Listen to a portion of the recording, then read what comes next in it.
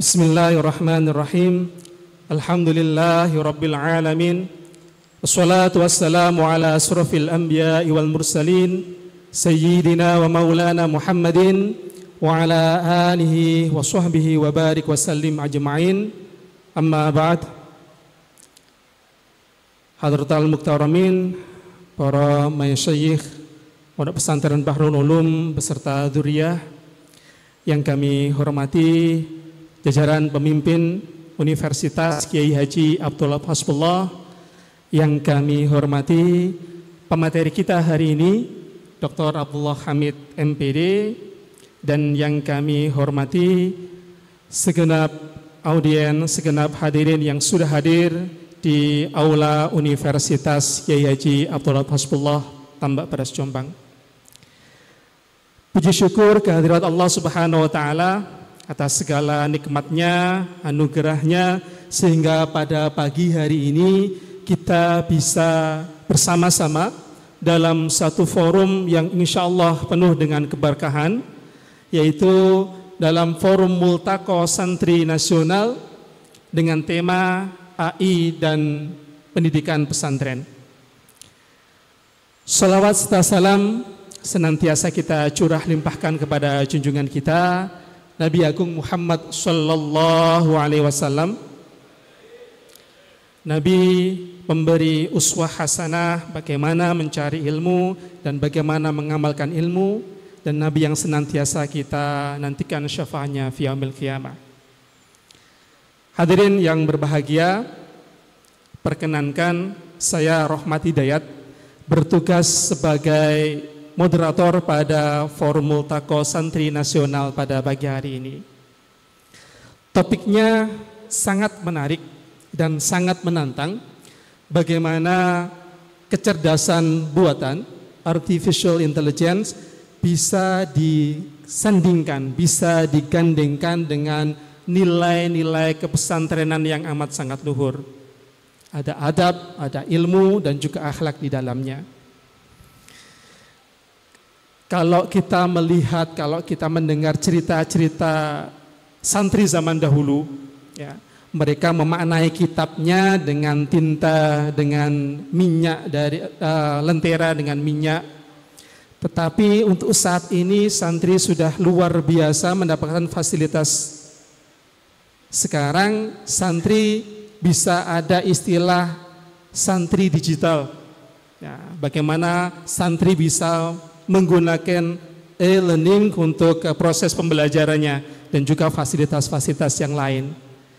Tentunya harus kita pahami bahwa teknologi bukan menjadi guru yang utama, tetapi teknologi adalah alat untuk memperoleh atau mendapatkan ilmu yang jauh lebih luas dan lebih berkah lagi.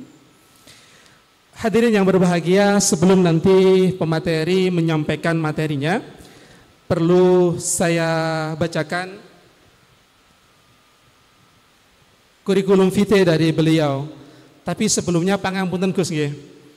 Begitu produktifnya beliau sehingga saya harus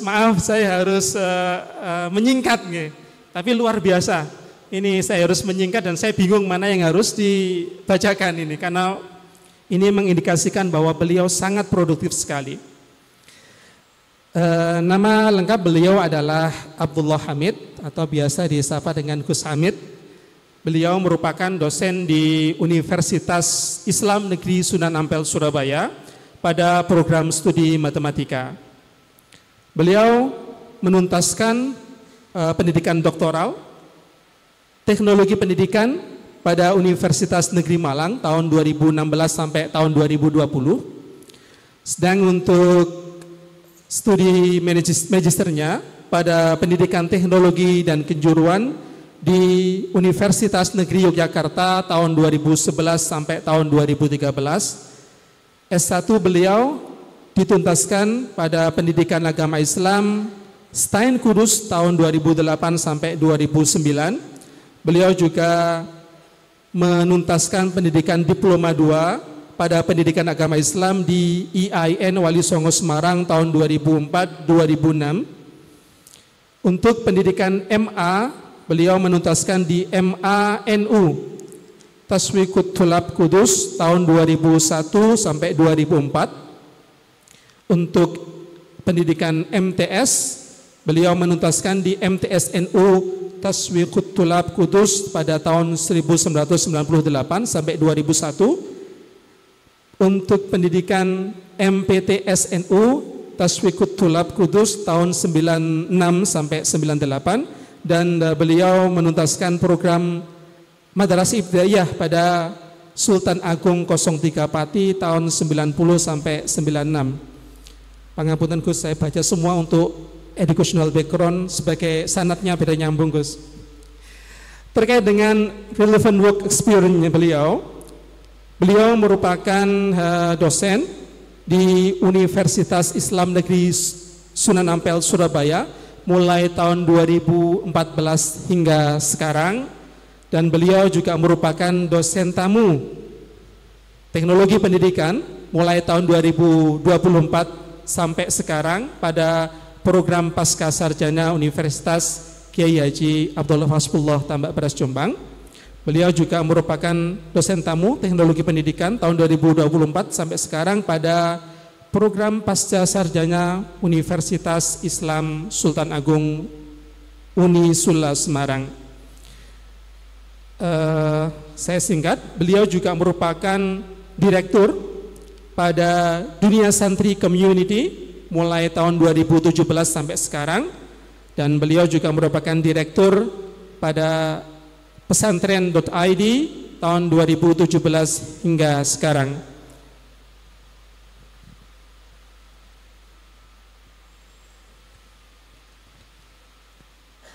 Sangat menarik research experience beliau dengan pendanaan dari berbagai kalangan. Yang pertama adalah pesantren pendidikan tinggi dan proses intelektualisasi, kontribusi Ma'had Ali dan pasca sarjana dalam dinamisasi kajian keilmuan pesantren. Research ini dibiayai oleh Kemenak RI tahun 2021-2022. Yang selanjutnya, developing reading culture of madrasah and pesantren in Surabaya City through literacy volunteer students programs, dibiayai oleh Pemkot Surabaya tahun 2017-2019. Pengaruh strategi mobile seamless learning dan literasi digital terhadap penguasaan konsep siswa, dibiayai oleh Universitas Negeri Malang 2018-2019. Terkait dengan publikasi beliau, nanti kita bisa, kalau ingin tahu lengkapnya, kita bisa search pada Google Scholar profile beliau dan juga Sinta. Ya, ada banyak sekali, saya bacakan sebagian. Untuk buku Pendidikan Karakter Berbasis Pesantren tahun 2017, Literasi Digital Santri Milenial tahun 2021, Tafsir Tematik Kajian Tafsir Nusantara tahun 2022, tentunya masih banyak lagi.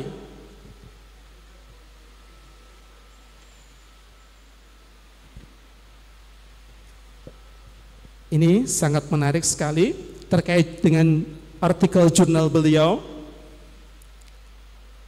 Yang pertama dengan judul Mobile Seamless Learning Strategy, The Effect and Implication on Students' Concept Mastery, Journal for Education of Gifted Young Scientists, Scopus Q2. Yang berikutnya adalah Instagram User Experience in Learning Graphic Design, International Journal of Interactive Mobile Technology, juga Scopus Q2. Dan saya kira itu Gus, masih banyak lagi, karena ini juga terkait dengan keterbatasan waktu kita pada hari ini. Baik rekan-rekan semuanya, mari kita sambut narasumber kita yang akan memaparkan materi kita, AI dan pendidikan pesantren. Mari kita simak dengan baik, karena saya yakin bahwa informasi ini pastinya akan memberikan kemanfaatan bagi kita semuanya, dan tentu saja ini akan membawa hasanah baru bagi pemikiran kita nantinya. Untuk selanjutnya kami persilakan kepada Dr. Abdullah Hamid MPD untuk bisa memaparkan materinya. Assalamualaikum warahmatullahi wabarakatuh. Alhamdulillah, alhamdulillahi rabbil alamin, wa bihi nasta'in wa ala umuri dunya waddin. Wassalatu wassalamu ala asyrafil anbiya'i wa imamil mursalin sayyidina wa maulana Muhammadin wa ala alihi wa sahbihi ajma'in. Ashabul fadilah, masyayikhil kiram, asyekh, masyayikh, asyekh al-hajj Hasib Wahab Hasbullah, ashabul fadilah, masyayikhil kiram, asyekh al-hajj ad-doktor Wafiul Ahdi, ashabul fadilah, masyayikhul kiram, jami'i masyayikh fil Ma'had Bahrul Ulum Jombang, ashabul fadilah, panitia sekaligus ya perwakilan dari Unwaha ya, yang mulai beberapa hari kemarin intens ya, semi meneror saya gitu ya, yaitu Gus yang ternyata adalah suami dari teman saya ya, baru tahu ya, kalau beliau ini adalah suami dari Neng Wahdah gitu ya, teman saya yang lama, Gus Irwan Akbar. Tepuk tangan untuk beliau ya, tepuk tangan untuk beliau. Ashabus Sa'adah, moderator kita yang luar biasa, membaca CV saya itu saya hitung 10 menit gitu ya, itu belum dibaca semua, itu aja belum tak perbarui ya, ini CV tahun 2024 kayaknya ya. Jadi kalau tak perbarui mungkin 10 lembar CV saya. Ashabus Sa'adah, sahabat-sahabat, teman-teman yang hari ini meluangkan waktu untuk kesempatan hari ini, izinkan hari ini saya ya mempresentasikan beberapa hal terkait tentang dua kata kunci. Yang pertama namanya AI atau kecerdasan buatan. Sekarang Kementerian Pendidikan dan Kominfo sudah membuat istilah baru ya, sebentar lagi akan masuk kurikulum, namanya KA. Apa rek namanya? KA. Apa singkatan dari KA? Kecerdasan artifisial. Jadi sekarang bahasa Indonesia bukan kecerdasan buatan, bukan AI, tapi pakainya istilah KA. Sudah diadaptasi dalam bahasa Indonesia. Apa namanya rek? KA, kecerdasan artifisial. Oke, hari ini kita akan bahas terkait tentang, kalau bahasa kerennya AI ya, tapi bahasa Indonesianya KA. Dua kata kunci, yang pertama adalah KA dan pendidikan pesantren. Next. Nah, tadi sudah diceritakan oleh moderator yang hampir 20 menit ya. Nah, ini sosial media saya, Doel Hamid 07 ya. Jadi saya sama dengan jenengan semua, saya lahir di kalangan santri. Saya mondok tapi tidak lama, cuman 8 tahun ya. Saya mondok di Kudus. Saya kelahiran Pati ya. Besar di Kudus. Kemudian dari Kudus kuliah mulai di Semarang, kuliah di Jogja, ngajar di Surabaya, kuliah lagi S3 di Malang, ternyata ngajar di Jombang. Jadi ini adalah kampus alma mater saya ya. Tepuk tangan untuk Universitas Kyai Haji Abdul Wahab Hasbullah. Jadi saya ngajar di sini juga, khususnya pasca sarjana. Jadi kalau sahabat-sahabat yang pengen ketemu saya, kuliah dulu S2 di Unwaha. Tepuk tangan ya, setuju ya. Oke teman-teman, next. Bagaimana kabarnya hari ini? Kumaha damang? Kaifa haluk? Alhamdulillah ya. Jadi ternyata di Indonesia punya 746 ya sapaan ya. Kalau di Jawa Timur piye kabare rek kan gitu kan. Kalau di Jawa Barat kumaha damang. Kalau di Jawa Tengah Piye kabare ya, podo karo kene ya. Ada 746. Artinya apa? Indonesia ini sangat kaya sekali. Bayangkan, Malaysia itu hanya dihuni oleh 3 suku. Satu Cina, yang kedua terutama Melayu, yang ketiga India. Hanya 3 di Malaysia itu. Indonesia ada berapa suku yang ada di Indonesia? Ada yang tahu enggak? Ada jumlah suku di Indonesia ada berapa? Enggak tahu. Ada bahasa, berapa bahasa yang ada di Indonesia? Terus pokoknya banyak Pak Hamid. Ya. Next. Oke, sebelum kita bahas terkait AI, sahabat-sahabat, teman-teman harus tahu terkait tentang peta media di Indonesia. Beberapa hari yang lalu, pesantren dihujat oleh netizen. Ada 2 hal. Yang pertama terkait tentang peristiwa robohnya pesantren di Sidoarjo. Tahu ya berita itu ya? Robohnya pesantren kami, tahu? Pesantren apa?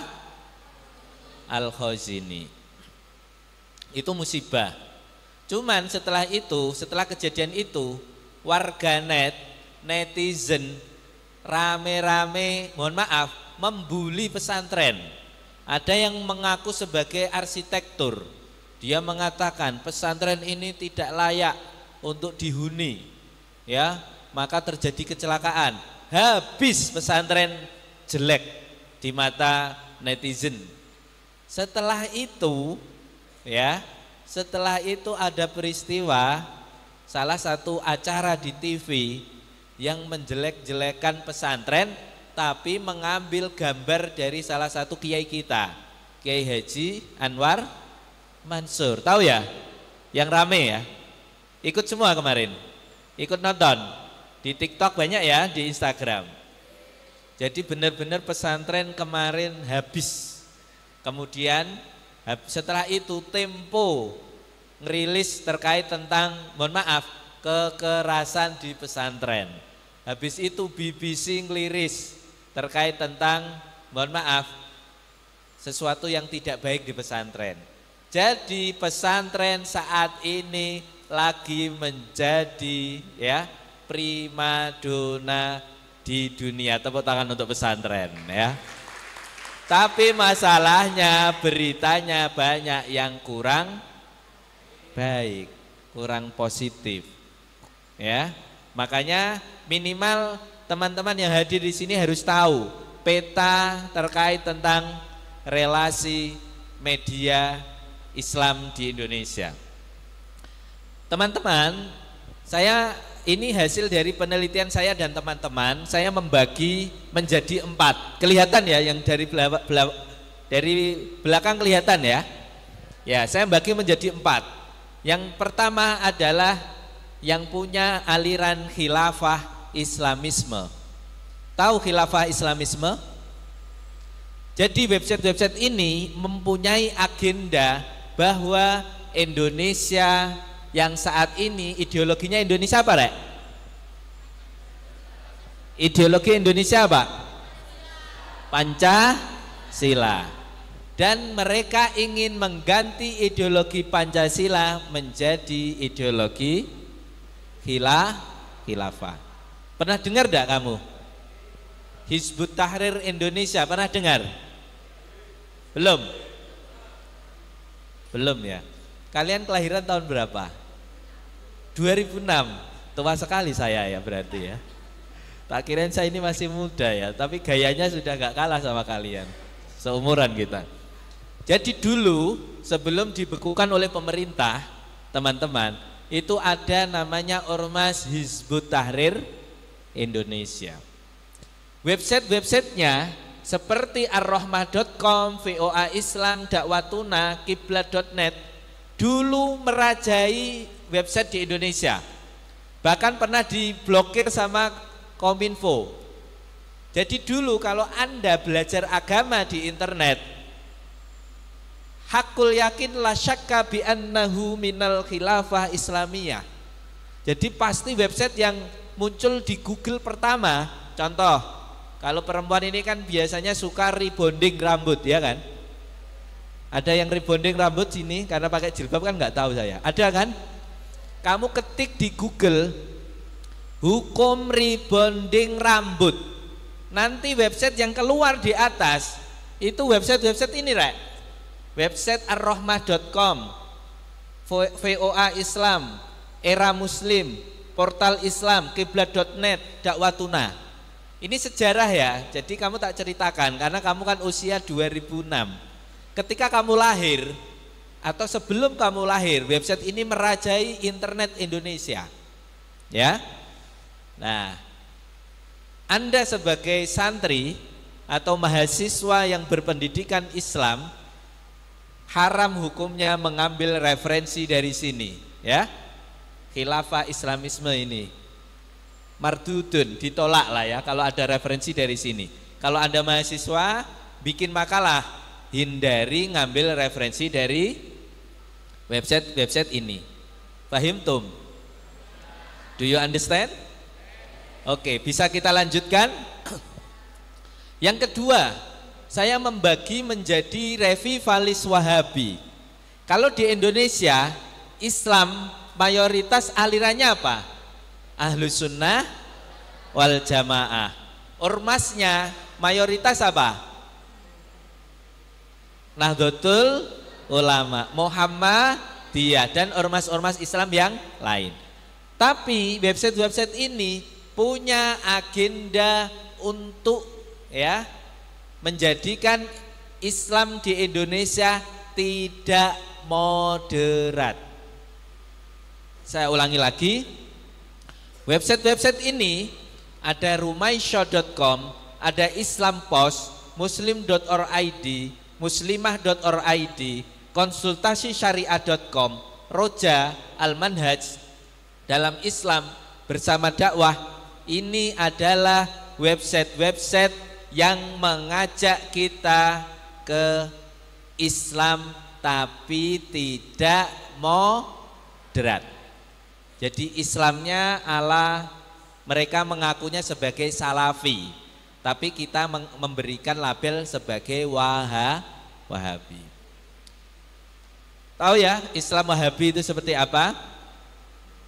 Aliran-aliran yang datang transnasionalisme. Dia pusatnya ada di Arab Saudi. Ada yang pernah haji di sini? Umroh. Siapa yang kepengen haji di sini? Kok nggak ngangkat tangan nih? Nggak pengen haji itu ya? Ya. Nanti kalau kamu haji atau umroh, Makkah dan Madinah itu madhabnya itu, ya, Salafi Wahabi. Salah satu ciri-cirinya mereka, kita tidak boleh berwasilah.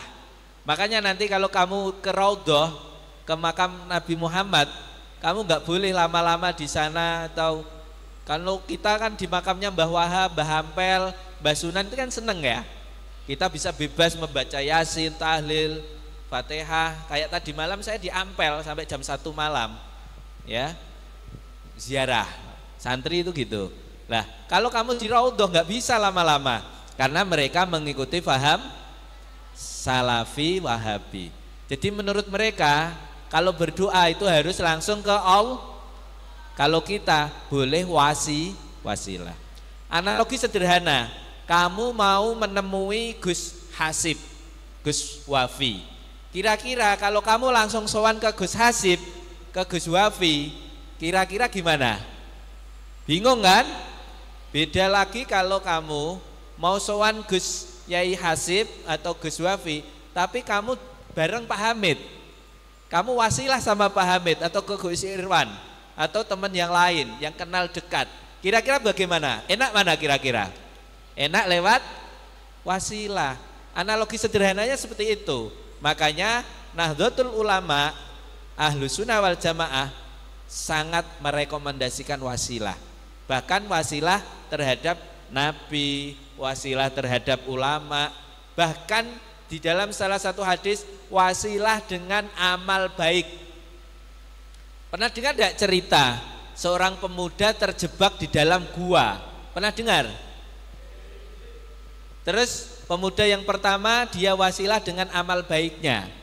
Ingat enggak ceritanya? Amal baik apa pada waktu itu? Jarene nggih, tapi kok enggak ingat. Ingat enggak? Jadi ada tiga orang pemuda terjebak dalam gua. Kemudian beliau mengatakan, ya Allah, wasilah amal baik saya. Jika amal baik saya ikhlas, maka tolong bukakan pintu. Pemuda pertama, dia punya seorang ibu. Ibunya lumpuh. Jadi beliau selalu merawat ibunya, mulai dari mau tidur sampai tidur lagi. Dan beliau tidak akan makan sebelum ibunya makan. Beliau tidak akan sholat sebelum menyiapkan ibunya untuk berwudu maupun sholat. Sampai akhirnya ibunya meninggal. Dia mengatakan, ya Allah, jika amal saya menjaga ibu saya itu ikhlas, tolong bukakan pintunya. Terbuka sepertiga pintu. Pemuda kedua berdoa sama Allah, ya Allah, saya punya amalan. Saya dititipi kambing, jumlahnya ada sekian, katakan 40 kambing. Bertahun-tahun ditinggal sama orang yang nitipi, saya rawat kambing seperti merawat anak sendiri. Akhirnya kambing 40 itu menjadi ratusan, dan saya tidak mau menerima pahala dari merawat kambing. Jika amal saya merawat kambing amanah dari teman saya ini ikhlas, tolong bukakan pintunya. Kemudian terbuka pintunya, dan seterusnya. Itu selanjutnya kamu harus cari di kitab ya. Jangan enak mendengar saya, harus nyari sendiri. Singkat cerita, wasilah itu menjadi penting dan sangat diperbolehkan. Sesuai hadis, wasilah dengan amal baik, wasilah dengan orang-orang yang dicintai oleh Allah, wasilah dengan Al-Quran, dengan sholawat, dengan ulama, dan dengan kanjeng Nabi. Nah, website-website ini itu adalah website yang tidak sesuai dengan amaliyah kita. Ingat-ingat ya, websitenya sebelah atas. Makanya santri Tambak Beras, mahasiswa Jombang, atau sahabat-sahabat yang hadir yang Islam, hindari website yang atas. Lah, yang boleh yang mana Pak Hamid? Yang bawah. Yang bawah ini halalan thayyiban, mubarokan ya. Jadi seperti NU Online. Sekarang NU Online punya aplikasi. Saya sekarang kemarin 2 minggu yang lalu baru pulang dari Belanda dan Jerman ya, baru pulang. Di sana bingung mau sholat, hadapnya kemana? Pakai aplikasi NU Online, kiblat, langsung diinstal, hadapnya ke sana. Makanya NU Online sekarang tidak hanya portal berita, apalagi mas-mas ini yang dapat khutbah, jatah khutbah, nggak usah bikin kelamaan, langsung download di NU Online. Khutbah Jumat tema Hari Santri keluar. Khutbah Jumat tema Isra Mi'raj ya, ada. Perempuan yang bingung termasuk terkait tentang, mohon maaf, haid, nifas, atau terkait tentang istihadah, cari di NU Online, ada semua ya. Belajar ada di situ, Al-Quran ada, amaliyah, sholawat, wiridan ada semua. Nah, yang lain ada di situ. Yang milik saya itu pesantren.id, itu ada. Kalau mau ngecek info-info pesantren ada di situ ya. Nah, kalau mau berita-berita ada islami.co. Ini juga untuk masyarakat perkotaan. Ada alif.id. Pak, kalau mau tanya terkait tentang hukum, di sini ada bincangsyariah.com. Bincangsyariah.com ini dikelola oleh teman-teman kita pesantren dari Jakarta. Dari Darussunnah, Pondok Pesantren Darussunnah. Jadi kalau kamu tanya hukum rebonding rambut, ada di sini. Buka aja. Jangan cari di Google, nanti yang keluar yang sana. Tapi cari di NU Online atau di Alif atau di Pesantren ID atau di bincangsyariah.com. Sampai di sini bisa dipahami? Fahimtum? Boleh kita lanjutkan? Oke, next. Nah, kita masuk ke tema kita, AI atau KA. Ma huwa AI? Ya. AI itu makanan apa sih? Ya. AI adalah kecerdasan yang dibuat atau kecerdasan buatan. Pertama kali ini dipopulerkan tahun 95 oleh namanya McCarthy ya. Kemudian berevolusi dari tahun ke tahun ya menjadi sebuah teknologi yang lebih kompleks dan komprehensif. Next. Nah, siapa di sini yang tidak pakai AI? Oke, yang pakai AI? Oke, mayoritas pakai semua. Oke, berarti Anda sudah sesuai dengan zamannya ya. Jadi AI sekarang sangat mempengaruhi terutama pendidikan. Saya sebagai dosen, saya pasti hafal makalah yang hasil kerja AI. Ya. Jadi kalau kamu bikin makalah, tolong Rek, jangan sepenuhnya kamu kasih ke AI. Itu yang biasanya kesalahan kamu itu. Kalau mahasiswa saya langsung saya coret. AI boleh kita pakai tapi untuk mencari inspirasi. Ya. 2, mencari referensi. Tapi redaksi kita yang bikin. Kalian enggak, redaksinya kamu taruh di AI, kamu copy paste, gitu kan? Ayo ngaku. Iya, ngakulah. Pak Hamid tahu ya. Jadi sekarang AI ini sangat mempengaruhi kehidupan sehari-hari. Mulai dari personalisasi pembelajaran, fasilitasi e-learning dan tutor virtual. Kemarin saya ngajar di Pascasarjana UINSA, dari makalah saya jadikan menjadi AI pakai aplikasi, jadi seperti orang podcast. Jadi dari makalah saya buat, saya upload di AI, saya bikin seperti orang podcast. Nanti tak kirim, mau tak kirim sekarang ya, untuk contoh ya. Kita dengarkan untuk contoh. Nomormu mana? Jadi AI ini awalnya dari makalah yang dibikin, kemudian langsung kita generate menjadi orang podcast kayak orang diskusi gitu, Rek. Ya. Ini tak kasih contohnya.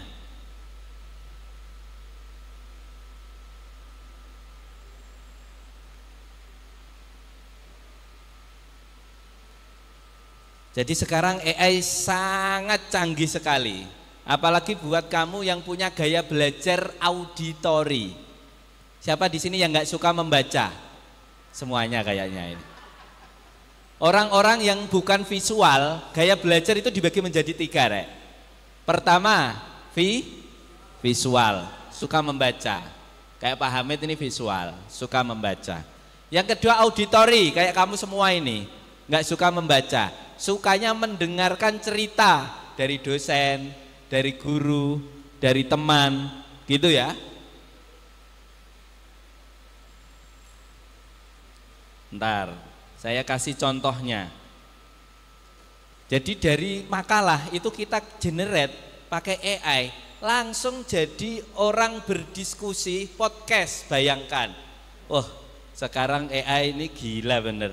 Jadi kita mendengarkan itu kayak kita belajar ya. Kita kayak belajar, kita mendengarkan. Bentar ya, Rek. Di sini sinyalnya kurang sip. Sinyal saya Telkomsel. Sudah saya kirim. Nah, tolong diputer ini. Ini salah satu contoh AI. Nah, audionya sudah bisa ya? Ini bikinan saya dan tim teaching saya. Nah, dicupkan.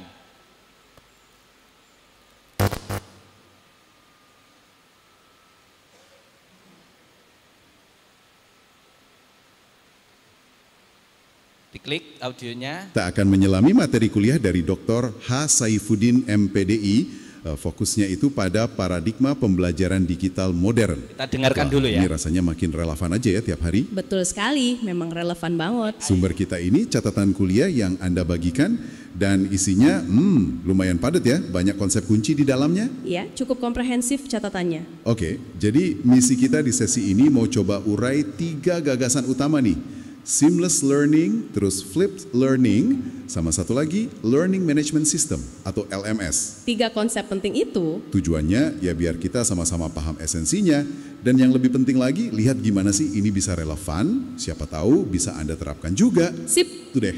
tentu. Dan memang ya memahami model-model ini tuh sekarang bukan lagi cuma pilihan akademis aja, Ya. tapi udah jadi kebutuhan praktis di era digital ini. Bener juga ya. Cara kita belajar, terus cara kerja, interaksi itu kan berubah terus dan teknologi jadi pendorong utamanya. Jadi paradigma yang mau kita bahas ini bukan cuma soal pakai aplikasi baru, tapi lebih ke pergeseran cara mikir. Cara mikir ya. Iya, cara mikir tentang gimana pengetahuan sama keterampilan itu didapat, terus dikembangkan secara efektif di zaman sekarang. Oke, menarik.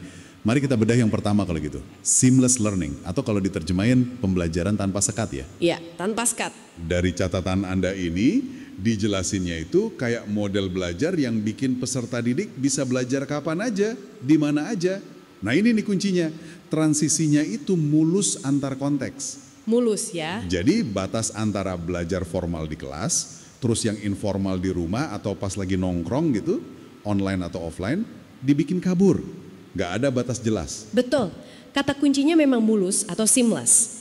Coba bayangin deh, Anda lagi baca artikel menarik di HP pas lagi di jalan, kita kan? Oke. Terus pas sampai di meja kerja, Anda bisa langsung aja lanjut diskusi soal artikel itu di forum online, atau mungkin ngerjain tugas terkait di laptop. Nggak kerasa ada jeda atau pindah yang kaku gitu. Wah, jadi nyambung terus ya. Iya, pengalaman belajarnya jadi berkelanjutan, nyambung. Dan teknologi udah pasti jadi tulang punggungnya ya ini. Catatan ini nyorot banget peran teknologi mobile sama cloud.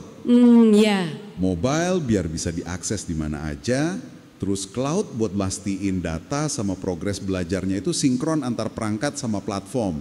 Gitu kan ya? Tepat sekali. Jadi nggak perlu lagi tuh mulai dari awal tiap pindah gadget atau tempat. Persis.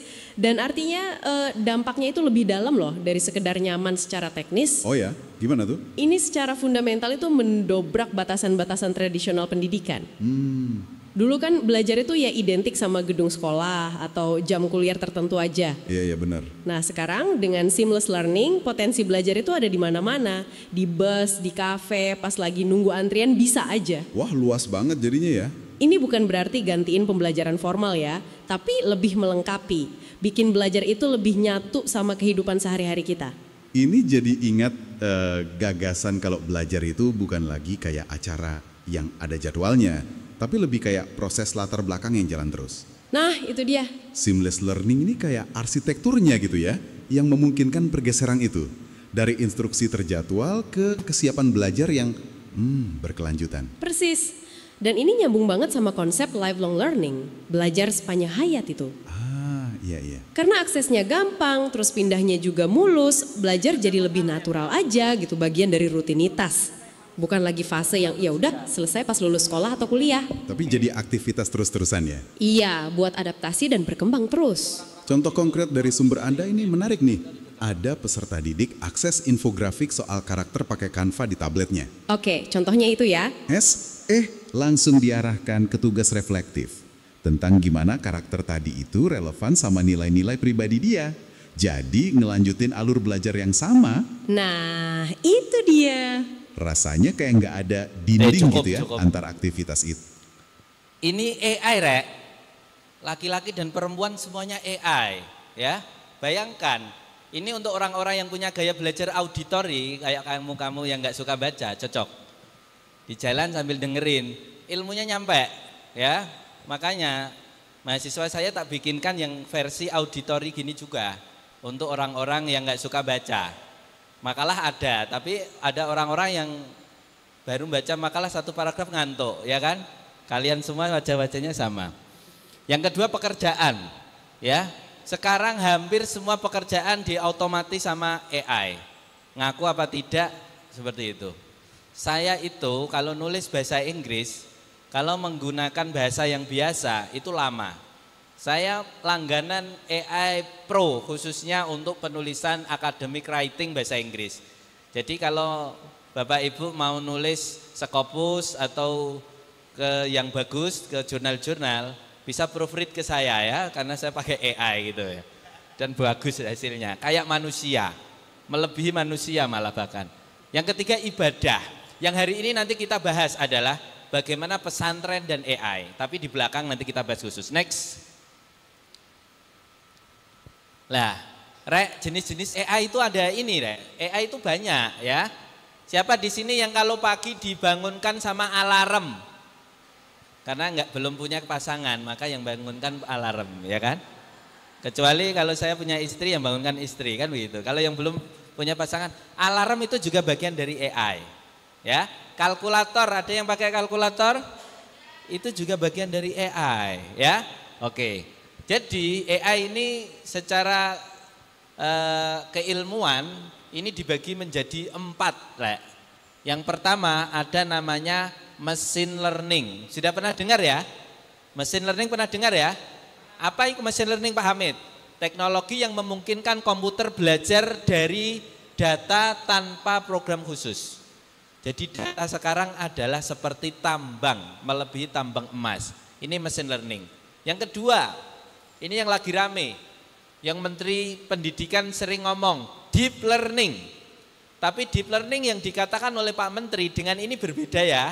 Kalau deep learning yang dikatakan oleh Pak Menteri itu adalah sebuah strategi pembelajaran. Kalau ini deep learningnya AI. Apa itu deep learningnya AI? Subbidang mesin learning yang menggunakan jaringan saraf tiruan untuk menganalisis data, diterapkan dalam pengenalan wajah, suara, dan analisis gambar. Seperti tadi, itu dibikin diskusi itu AI semua, itu bukan manusia. Gila kan? Ya, itu sudah pakai deep learning tadi yang Pak Hamid contohkan itu. Yang ketiga, ada namanya NLP atau Natural Language Processing. Ini salah satu cabang AI yang menangani interaksi antara komputer dan bahasa manusia. Digunakan dalam asisten virtual, penerjemahan otomatis, dan analisis sentimen. Kamu pernah enggak nonton film di YouTube tapi kamu nggak bisa bahasa Inggris atau bahasa Korea? Kemudian kamu biasanya cari subtitlenya kan? Nah itu biasanya AI. Kayak ketika kamu langganan Netflix, ada yang langganan Netflix? Alah biasanya kamu ngambil dari Telegram, saya lihat maunya gratisan gitu. Nah kalau dari Netflix biasanya kan atau Spotify, ya kamu kan biasanya ada direkomendasikan ya lagu viral atau film Indonesia terbaik 1, 2, 3 kan begitu. Itu sistemnya pakai AI, mengklasifikasinya. Kemudian yang terakhir ada namanya computer vision. Cabang AI yang mengajarkan komputer memahami gambar dan video digunakan dalam pengenalan objek, analisis video, dan kendaraan otonom. Ini juga baru terus dikembangkan, Rek. Nah ini adalah beberapa jenis klasifikasi AI. Next.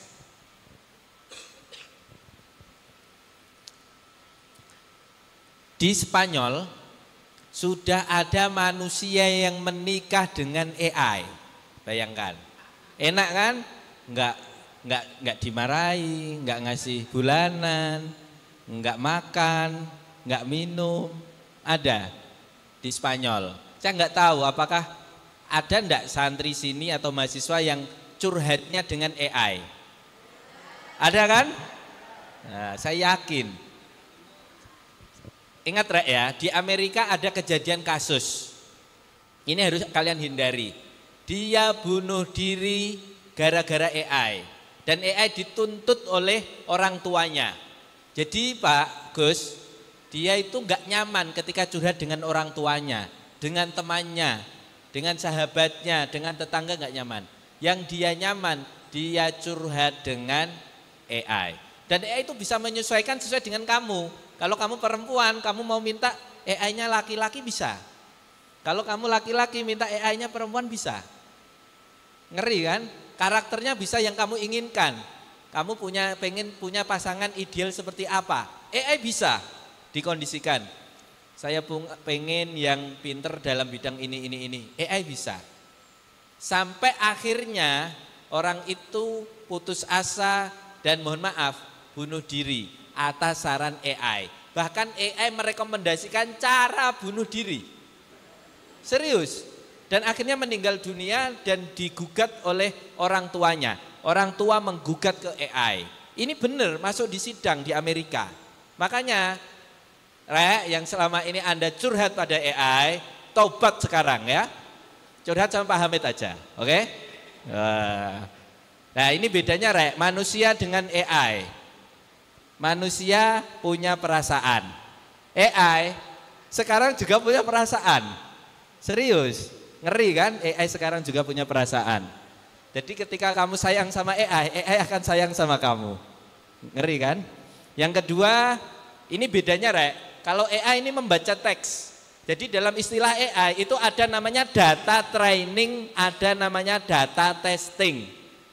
Jadi tergantung data yang masuk di dalamnya. Paham ya? Nah, makanya AI ini membaca teks, membaca data. Tapi manusia bisa membaca konteks. Kalau arek santri istilahnya muqtadul hal gitu ya.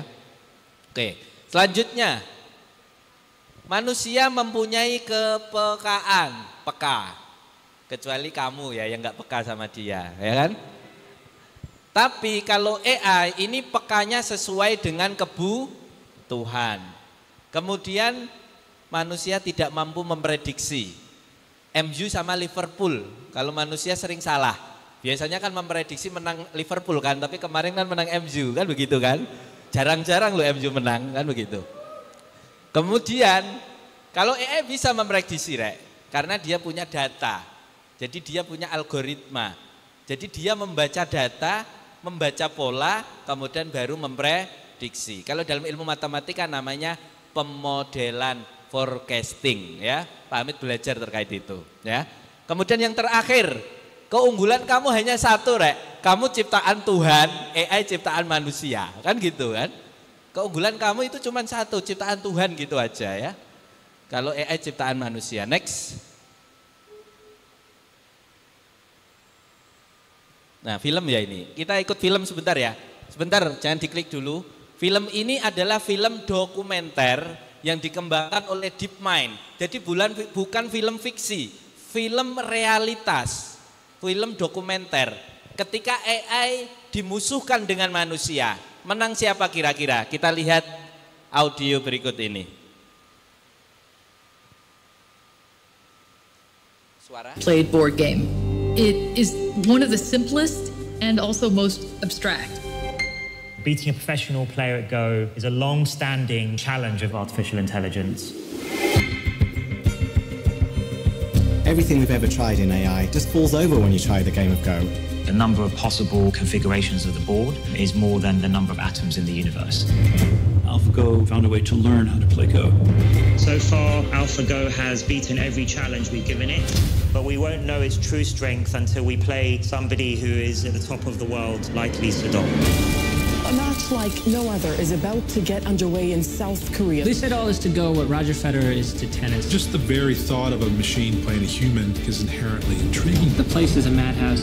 Welcome to the DeepMind Challenge. The whole world is watching. Can Lee Sedol find AlphaGo's weakness? Ooh. Whoa. Is there in fact a weakness? The game kind of turned on its axis. Well, look at his face. That is not a confident face. It's developing into a very, very dangerous fight. Ooh, hold the phone. Lee has left the room. In the end, it is about pride. I think there's something went wrong. Yeah, it's made in tech. He's got to pronounce it American. These ideas that are driving AlphaGo are going to drive our future. This is it, folks. Oke, jadi film ini adalah film dokumenter. Nanti lebih lengkapnya, nanti linknya tak kirim panitia ya. Nanti kamu nonton sendiri ya. Kalau nonton sekarang nanti sampai Jumatan nggak selesai. Jadi film ini adalah film dokumenter yang dikembangkan oleh namanya DeepMind, salah satu tim AI-nya Google ya. Jadi dia mengembangkan sebuah AI yang berhubungan dengan catur. Tahu catur ya? Ada yang jago catur di sini. Sekak-sekak. Ya. Tapi ini catur ala Cina, ya. Catur ala Cina.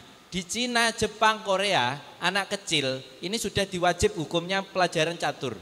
Karena di catur itu ada seni untuk melangkah, seni untuk melihat kawan lawan, seni untuk memenangkan sebuah pertandingan.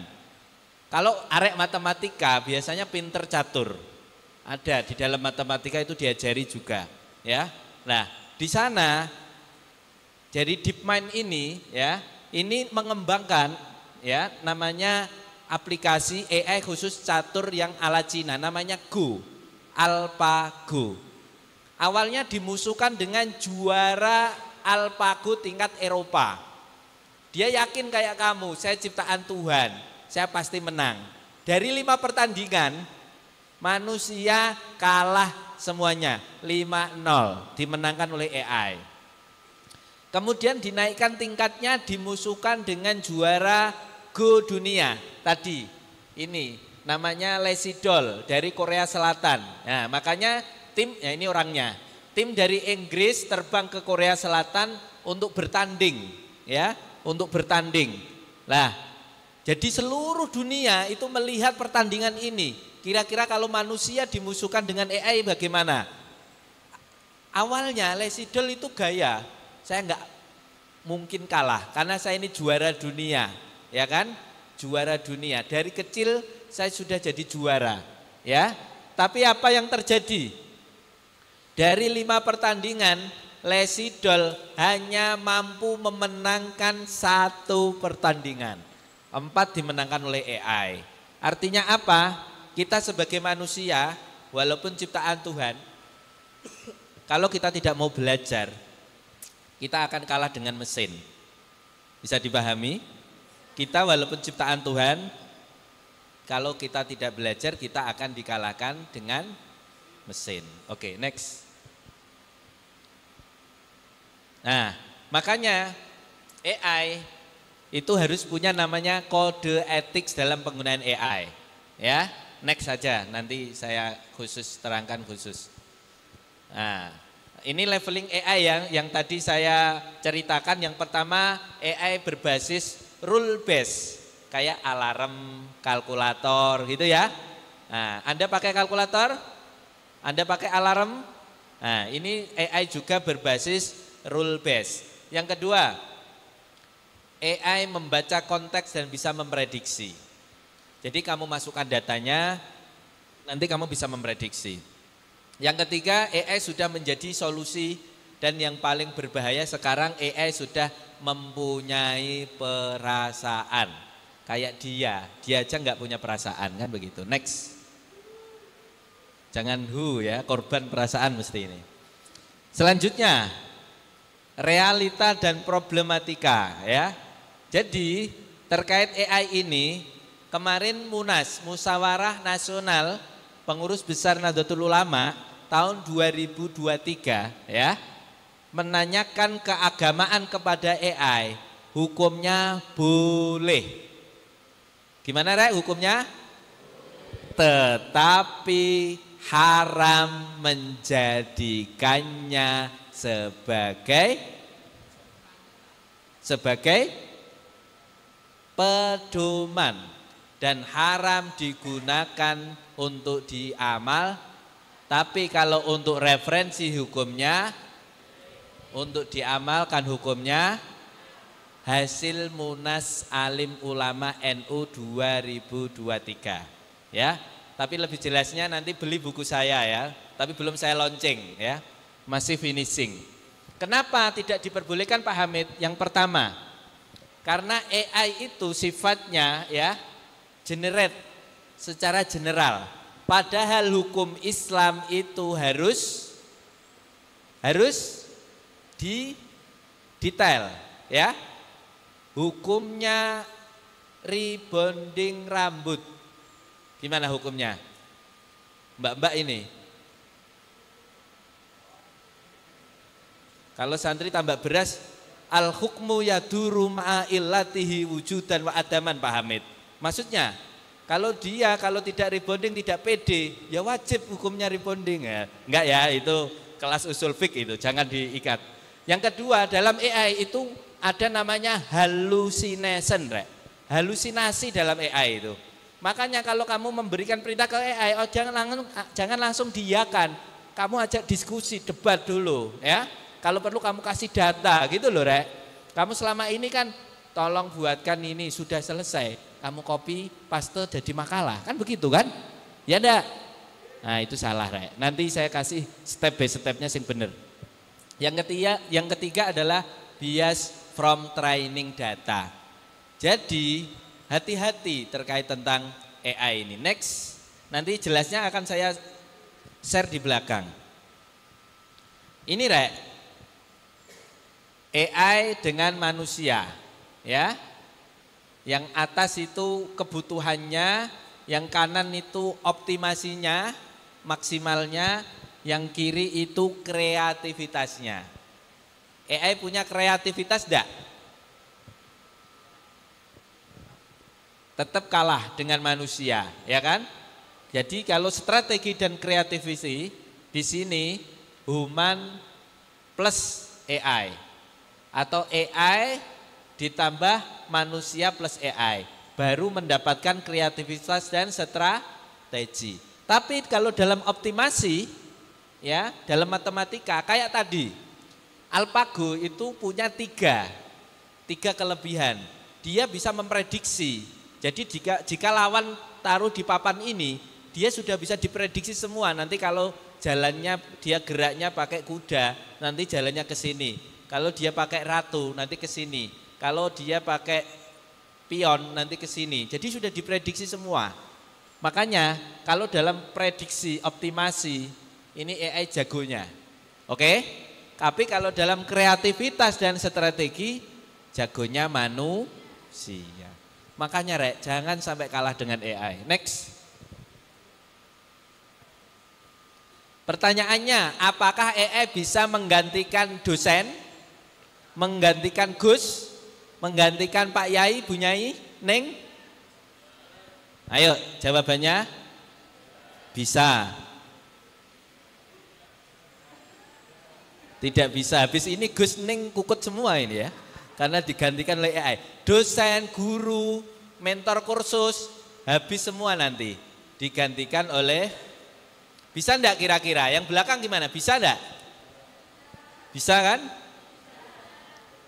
Kamu tahu enggak yang AI terbaru?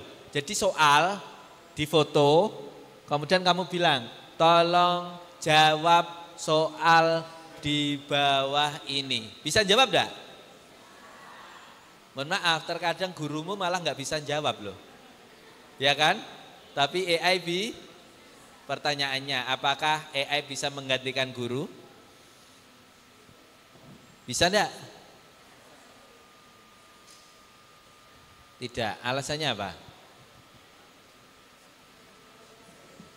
Boleh pinjam mic-nya ya? Nah.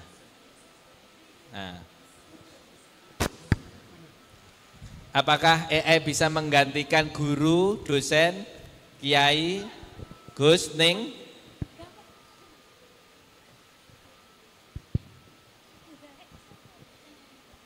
Tidak bisa, karena menurut saya kan AI kan teknologi Pak.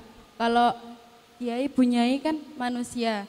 Nah, itu kan kalau Bunyai Pak Kiai kan menyampaikan kan secara langsung. Kalau AI kan kita perlu searching dulu. Bisa, secara langsung juga bisa. Ayo. Bisa loh AI secara langsung. Ayo kamu gimana? Menurut saya, apakah AI bisa menggantikan KI? Itu bisa.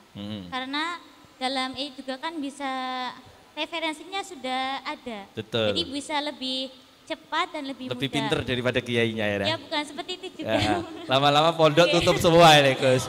Unbahan tutup berarti habis ini ya. Ya oke, terima kasih. Tepuk tangan dong untuk dua penjawab pertama ini ya. Oke, saya mau ke yang laki-laki. Ini yang belakang itu boleh Gus, yang belakang ini kita tanya. Nah yuk, gimana? Apakah AI bisa mengganti dosen, guru, kiai? Berdiri. Nah, perkenalkan nama. Dari mana, semester berapa? Ya, bismillahirrahmanirrahim. Assalamualaikum warahmatullahi wabarakatuh. Waalaikumsalam warahmatullahi wabarakatuh. Perkenalkan, nama saya Atta Badrul Haya dari Unwaha semester 3. Menurut saya, apakah AI bisa menggantikan kiai? Jawabannya tidak sepenuhnya. Tidak sepenuhnya, tapi bisa berarti? Masih bisa. Iya, hati-hati Gus, terancam jenengan. Alasannya, tak? Karena dari salah satunya kalau versi saya itu dalam kiai, bunyai dan seterusnya itu terdapat barokah yang tidak bisa diambil dari AI. Terus AI nggak punya barokah? Kalau di AI saya kira nggak bisa Pak, nggak bisa ngambil barokah dari AI. Nggak bisa memberi barokah? Nggak bisa. Bisa nyatanya pengetahuan kamu bisa, itu juga bagian dari barokah. Al barokah hiya ziyadatul khair, kan begitu? Ya hanya menambah saja itu Pak. Hah? Tidak sampai pengetahuan kalau menurut saya. Gimana barokah itu apa sih barokah itu? Aku nggak pernah ketemu sama. Iya tadi menambahnya kebaikan itu tadi Pak. Iya. Terus wujudnya seperti apa barokah itu? Amal, perbuatan baik. Amal perbuatan bisa diwujudkan, bisa dilihat barokah itu. Barokah tidak bisa dilihat. Tapi bisa dilakukan. Rasakan. Dirasakan. Gitu ya. Tepuk tangan dong untuk Atta ya. Ini agak cerdas karena mahasiswa saya ini, mahasiswa Unwaha ya, makanya cerdas ini. Jadi, apakah AI bisa menggantikan kiai, bunyai, ning, gus, pesantren, guru dan dosen? Kita lihat setelah ini. Next. Tidak bisa. Ya. Tidak bisa. Ini kita sudah ketir-ketir ini, kalau bisa ini tutup semua pondok-pondok sama kampus ini ya. Kenapa? Karena agama ini berhubungan terkait tentang iman. Ma huwal iman? Tasdikun bil qalbi wa ikrarun bil lisan wa amalun bil arkan. Iki kok apal ya arek? Do ngapalke ora iku dulu rek. Iman tasdikun bil qalbi, membenarkan di dalam hati. Wa ikrarum bil lisan, harus diucapkan dengan lisan. Wa amalun bil arkan, dan harus diamalkan dengan tindakan. AI bisa enggak? Enggak bisa. Ini salah satu alasan nomor 1. Yang kedua, pengalaman batin. Kamu sebagai santri atau sebagai mahasiswa atau murid ke guru, punya pengalaman enggak? Punya pengalaman emosional enggak? Kira-kira kalau gurumu dihina, kamu marah apa enggak? Itu namanya emosional. Kamu emosi kalau gurumu dihina. Kemarin Mbah Yai dihina Trans 7, kamu marah apa enggak? Buktinya apa? Buktinya kamu bikin tagar boykot Trans 7. Buktinya harus gitu ya, harus marah. Karena kita punya pengalaman batin, pengalaman emosional yang sangat dekat dengan para guru-guru kita. Jadi ada cerita, kalau nggak salah ceritanya gurunya Gus Irwan ini, nah Pak Ali Maksum, panggilannya itu Pak ya, kalau di Krapia itu. Beliau itu minta catatan anak-anak santri yang nakal. Nggak tahu beliau dulu masuk dalam catatan apa enggak ya. Sampai diambil menantu tambak beras kan begitu. Lah, menurut cerita catatan santri-santri yang nakal itu Rek, itu didoakan khusus setiap malam. Makanya kamu kalau jadi santri nggak nakal, nggak dapat doa gitu loh. Maksudnya gitu ya. Jangan bukan gitu ya. Jadi yang nakal aja dapat doa, apalagi yang tidak nakal. Jadi pengalaman-pengalaman spiritual seperti kiai saya, Mbah Arwani Kudus, Mbah Sahal Kajen. Mbah Sahal sempat mengatakan, Rek, kamu kalau habis sholat baca Fatihah ke gurumu. Kayak kita hadir di sini, kita mengambil energi-energi dari Mas Sayeh tambak beras. Saya dapat cerita. Jadi pada suatu hari Mbah Wahab Hasbullah itu pulang ke tambak beras. Ketemu adiknya namanya Mbah Hamid, namanya hampir sama dengan saya ya. Namanya Abdul Hamid Hasbullah, adiknya. Kalau Mbah Wahab itu spesialis dalam negeri, luar negeri.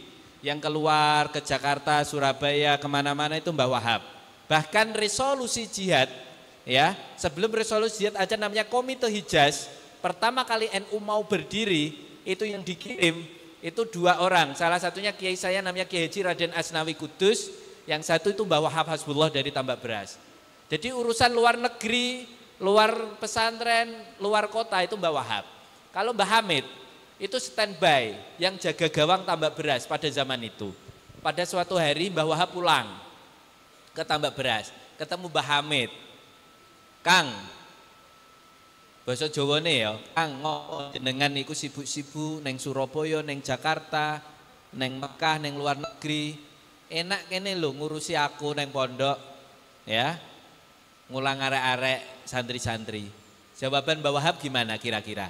Menurut Anda lebih penting mana kiai yang ngajar khusus di dalam pesantren atau kiai yang keluar-keluar pesantren? Ayo. Sebelum tak jawab ini, saya mau lihat persepsi Anda, asumsi Anda. Lebih penting mana kiai yang ngangremi santri terus atau kiai-kiai yang suka ngisi acara di sana, di sana, di sana? Suka yang ngisi acara. Alasannya apa? Apa? Biar tidak di situ-situ saja. Biar relasinya? Biar apa ya? Biar para santri di luar sana juga dapat ilmu dari beliau. Dapat ilmu dari luar juga melalui beliau ya. Oke, tepuk tangan. Siapa namanya? Alia, Pak. Alia, tepuk tangan untuk Alia ya. Ya, oke. Yang dari sisi laki-laki, kamu lebih senang ditemani Pak Yai yang terus di pondok atau yang suka Pak Yainya pergi-pergi? Ayo siapa?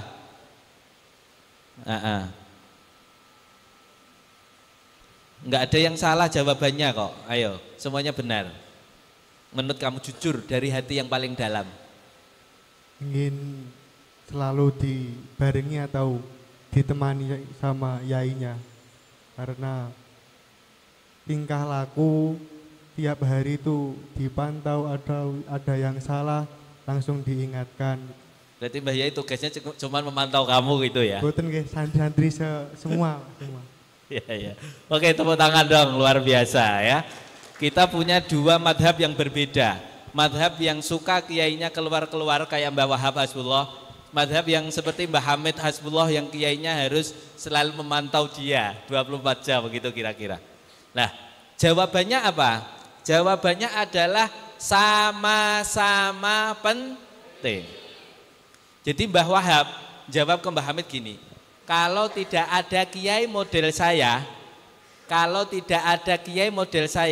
kamu tidak akan bisa mengajar di pondok pesantren dengan khusyuk. Paham? Jadi kalau Gus Koyum dalam 40 harinya Kiai Sahal, kebetulan saya ikut pada waktu itu, ulama itu dibagi menjadi 3. Dibagi berapa, Rek? 3. Pertama itu ulama. Ciri-cirinya ulama ya apa? Takut sama Allah. Oke. Yang kedua itu namanya ahli dzikir. Ahli zikir. Yang ketiga namanya robbaniyun. Apa, Rek? Yang pertama ulama, yang kedua ahli zikir, yang ketiga robbaniyun. Ini 3 kata yang ada di dalam Al-Quran yang berhubungan dengan ilmu pengetahuan. Pertama ulama, kedua ahli zikir, ketiga robbaniyun. Menurut Gus Koyum, ulama yang hanya mengajarkan di dalam pesantren yang disukai sama siapa tadi namamu?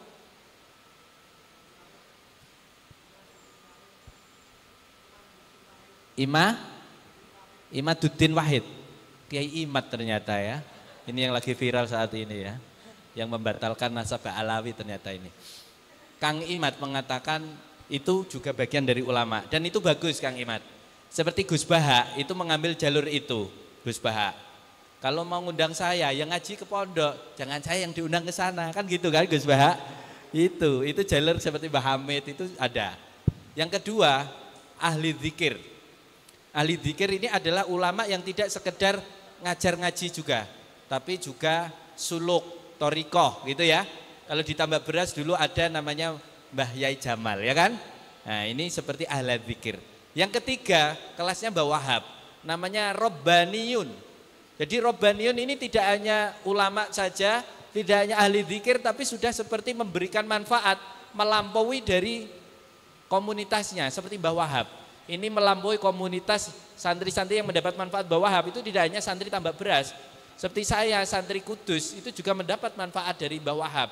Karena ada namanya Komite Hijaz. Kalau Mbah Wahab pada waktu itu nggak ke Mekah, kemungkinan makam Nabi itu sudah dihancurkan. Serius. Jadi tahun 1924 sebelum NU berdiri, Saudi itu dulu dikuasai oleh khilafah Turki Utsmani. Tapi ternyata dengan bantuan Inggris berdirilah namanya Kerajaan Arab Saudi. Yang kebetulan pada waktu itu dipimpin madhabnya fikihnya Hambali, alirannya Wahabi. Makanya Indonesia gupuh pada waktu itu karena tidak diundang dalam International Conference dunia. Karena pesantren pada waktu itu belum punya organisasi, Rek. Jadi dibully. Jadi pesantren dibully itu mulai tahun 1924 oleh modern, mohon maaf nyebut nama, Muhammadiyah, Serikat Islam dan seterusnya. Pesantren tidak punya organisasi dan dibully pada waktu itu. Kemudian Mbah Wahab, Mbah Hasim, Mbah Bisri, Mbah Asnawi, Raden As'ad Syamsul Arifin itu membuat namanya Komite Hijaz, mengatasnamakan pesantren yang menjadi awal mula cikal bakal Nahdlatul Ulama. Jadi tidak cukup hanya di pesantren, kelasnya seperti Mbah Wahab Robbaniyun ya. Ya ini pengalaman batin dan relasi transendental. Karena iman ini hubungan kamu sama Tuhan. Kalau hari ini, mohon maaf, kamu subuhnya telat, itu kan yang tahu cuman kamu sama Tuhan. Tapi kalau kamu hutang sama orang, kan yang tahu kan temanmu yang kamu hutangi gitu ya. Selanjutnya yang ketiga, agama, otoritas itu butuh yang namanya sanad. Tahu ya Rek sanad? Agama adalah dari mana Anda mengambilnya. Agama adalah sanad. Ya, seperti kalau di sini Anda santri dari Tambak Beras. Apakah di komplek manapun itu, Anda pasti tersambung sanadnya sama Mbah Wahab Hasbullah. Mbah Wahab dari Mbah Hasbullah. Mbah Hasbullah naik terus sampai Rasulullah Shallallahu Alaihi Wasallam. Itu namanya sanad keilmuan. Harus punya sanad yang muttasil. Kalau Anda belajar nahwu mulai dari jurumiyah, ada yang hafal jurumiyah? Al-kalamu huwal lafdul murakkabul mufidu bil wad'i wa aqsamuhu salasatun ismun wa fi'lun wa harfun ja'a li makna. Masih ingat ya sedikit-sedikit. Kemudian kamu naik lagi, kamu belajar imriti. Ada yang masih ingat imriti? Nadoman? Oke. Kemudian kamu belajar lagi nahwu ke mutammimah. Ada yang masih ingat mutammimah? Terus kamu naik lagi alfiyah. Ada yang masih hafal alfiyah?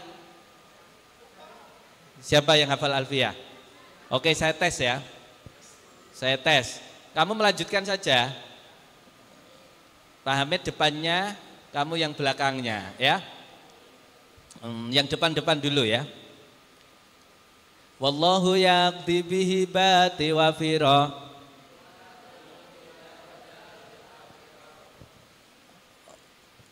Oke.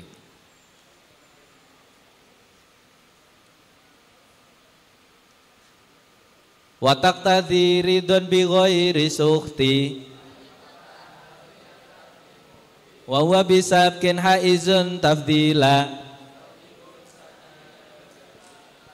kalamuna lafdun mufidun kastaqim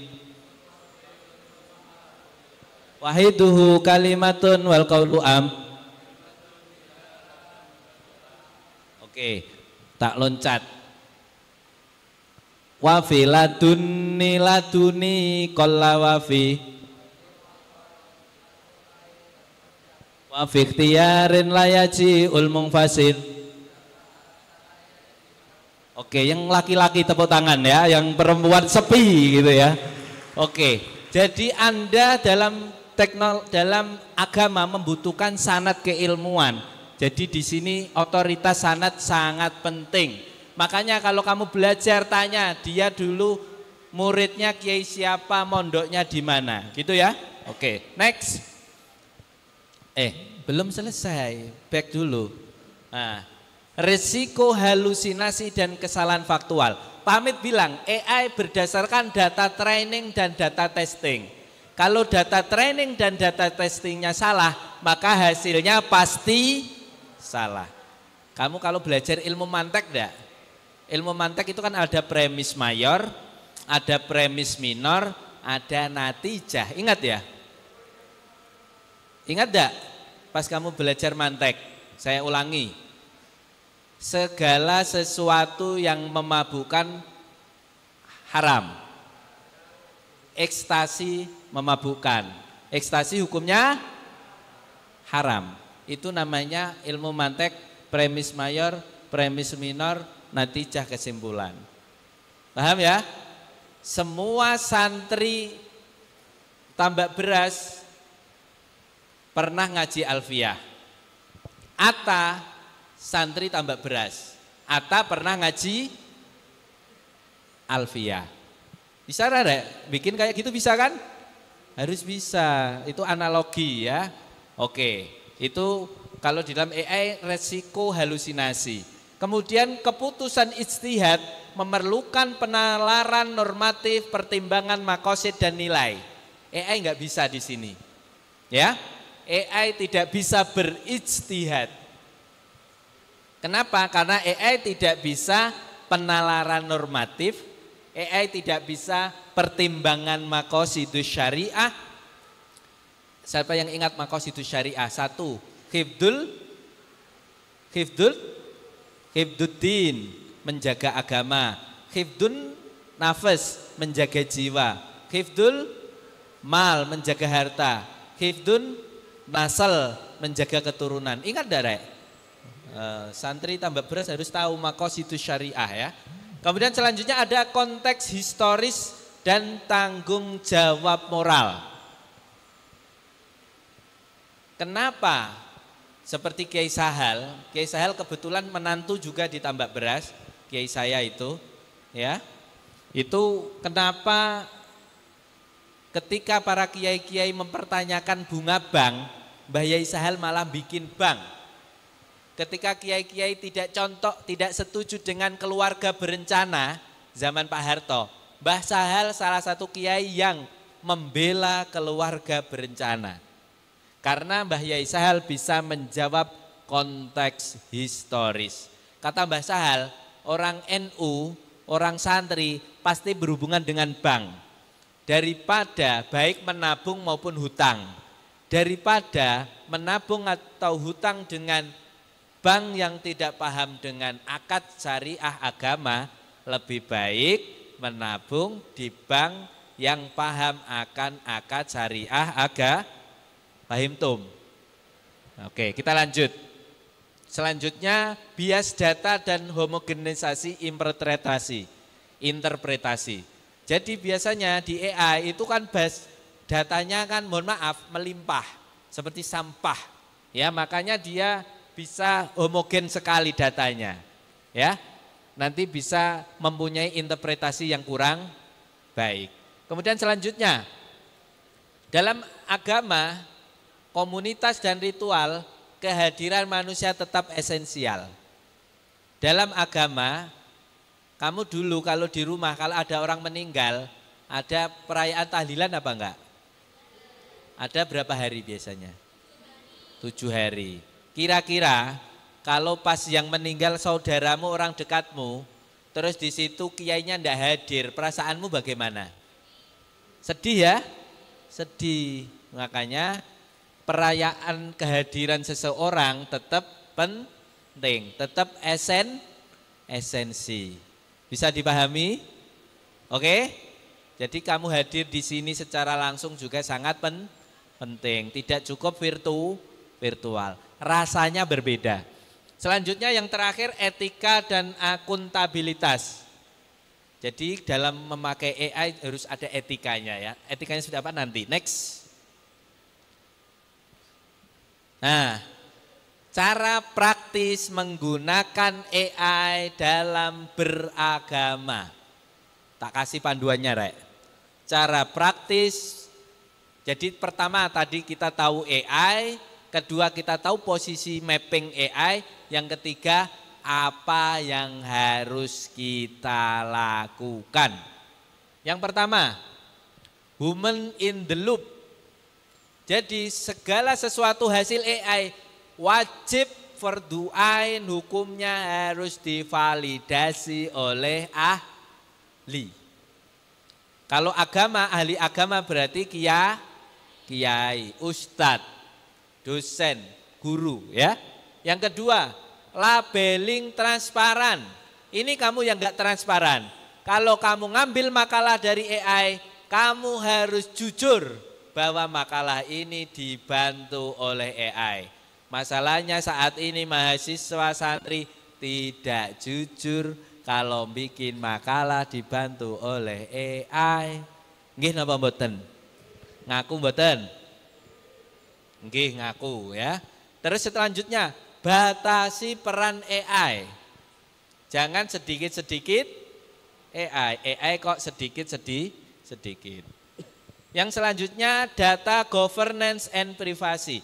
Hati-hati, data Anda adalah nyawa Anda. Halo? Hati-hati ya, kalau posting KTP tidak boleh diposting. Paspor tidak boleh diposting. Alamat rumah tidak boleh diposting. Ya. Orang Indonesia itu, Rokib Atid aja bingung, semua diposting. Nah itu hati-hati, Rek. Kita ini lagi FOMO kalau anak sekarang mengatakan. Semua orang pengen ikut tren, hati-hati. Kita belum punya undang-undang perlindungan data. Wafi riwayatin, siapa yang di sini punya handphone? Handphonenya ada aplikasinya kayak Muslim Pro yang ada adzan, qomat dan seterusnya. Itu mata-mata loh, Rek, hati-hati, dia uninstall. Kamera scanner, cam scanner ada yang punya? Itu juga termasuk mata-mata. Ya, hati-hati ya. Biasanya kan kamu pakai fotokopi KTP, nyeken KTP, nyeken ijazah, hati-hati. Itu cam scanner pernah kena dulu, tapi sekarang kayaknya sudah netral. Tapi kalau Muslim Go, Muslim Pro, pakai aplikasi itu hati-hati. Pakai online aja ya, aman. Yang terakhir audit dan evaluasi secara berkala. Jadi kalau kamu pakai AI itu kamu harus kayak bantah-bantahan karo koncomu Rek. Harus kamu bantah terus. Kalau dia salah, kamu kasih data kalau perlu, gitu ya. Nah, nanti contohnya bisa kita lihat lah. Tapi gitu caranya, jangan kamu langsung iman, tasdikun bil qalbi, wa iqrarum bil lisan, wa amalun bil arkan dengan AI, jangan. Harus kamu bantah. AI jadikan kamu seperti teman diskusi, teman debat, ya. Jangan kamu jadikan sebagai guru, tapi sebagai teman setara. Fahim tum? Bisa dipahami? Next, sudah mau jam 11 ini. Gerak cepat. Rekomendasi. Yang pertama, pelatihan literasi untuk santri. Yang kedua, kurikulum menggabungkan agama dan teknologi. Next. Ya, ada 5 prioritas yang penting. Next. Pertama, Rek. Ini khususnya dari tambak beras ini. Harus ada back. Nah ini, pegangi dulu ya. Nah, di screenshot aja kalau nggak bisa. Nah gitu aja, pinter, cerdas ya. Nah, harus ada namanya tim AI religius. Jadi gabungan antara ahli agama, ulama, peneliti agama, ahli etika dan teknisi. Unwaha ini harusnya ada punya pusat studi AI ya, yang kolaborasi antara ahli AI dan ahli agama. Ini sudah wajib harus segera dibentuk, kalau enggak nanti bahaya ya. Yang kedua, harus ada namanya dokumen etika penggunaan AI ya. Syarat rukun boleh pakai AI, ada tadi transparan, harus divalidasi ahli dan seterusnya ya. Selanjutnya ada kurikulum literasi AI untuk calon ulama dan dai. Jangan sampai ulama dan dai-nya ngambil referensinya dari AI. Yang terakhir, yang selanjutnya ada pengembangan AI berlabel oleh organisasi agama. Ini salah satu rekomendasi dari PBNU Munas. Jadi kita bikin AI sendiri, ya. Kita santri harus bikin AI sendiri. Terakhir, membanjiri konten agama Islam dengan konten-konten kita ala santri. Kenapa? Karena AI ini ngambilnya dari internet. Crowding data, data testing, data training. Maka Anda yang ngaku santri, yang pernah mondok, pernah belajar, punya kuliah, wajib hukumnya untuk ya membuat konten-konten positif terkait tentang pesantren, terkait tentang Islam, terkait tentang nilai-nilai keislaman. Ya, next.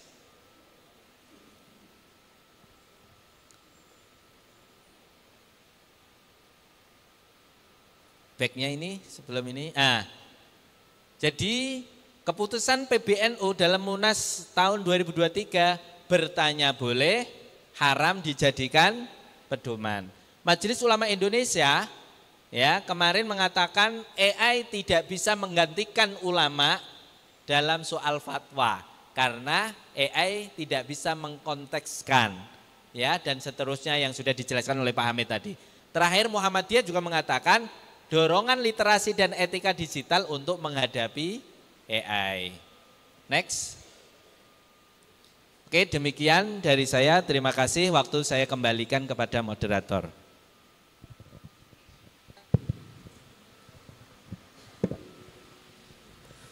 Terima kasih banyak Gus Hamid atas paparannya. Begitu banyak informasi yang kita dapatkan hari ini terkait bagaimana kita sebagai kaum santri menggunakan dengan bijak AI dan bagaimana kita nantinya harus mempunyai strategi yang objektif, yang akurat dalam memanfaatkan AI. Untuk selanjutnya kita pada sesi tanya jawab, kita berikan 2 pertanyaan dulu, kita berikan kesempatan kepada 2 penanya dulu. Nanti kita melihat waktu juga karena hari ini hari Jumat, waktunya sangat terbatas. 1 dari putra dan 1 dari putri. Silakan angkat tangan dan saya akan menuju posisi Anda. Dari pihak putra? Penanya dari pihak putra dulu. Atau dari pihak putri yang sudah siap? Halo? Oh itu di belakang Mas Muhdi. Oke. Dari pihak putri. Mohon yang putra mempersiapkan.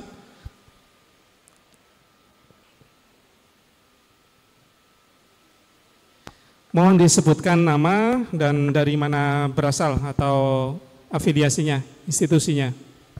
Baik, Assalamualaikum warahmatullahi wabarakatuh. Waalaikumsalam. Terima kasih kesempatannya Bapak Moderator dan salam takdim Bapak Abdullah Hamid. Saya ada 1 pertanyaan terkait AI. Oke, sebelumnya perkenalkan nama saya Erna Dwi Dianingrum. Saya mahasiswa Unwaha, Prodi Pendidikan Bahasa Arab semester 7. Pertanyaan saya adalah terkait AI, apakah ketika kita sebagai santri yang terbiasa belajar kitab-kitab turos, kemudian cara belajar yang tidak pragmatis, kemudian menggunakan AI itu membuat otak kita brain rot? Terima kasih. Oke, terima kasih. Saya langsung ditanggapi dulu ya guys. Monggo. Ditampung dulu enggak apa-apa ya. Silahkan dari penanya selanjutnya. Dari teman-teman putra.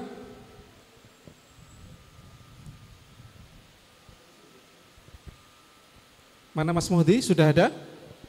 Oh itu Mas Muhdi, sebelah selatan.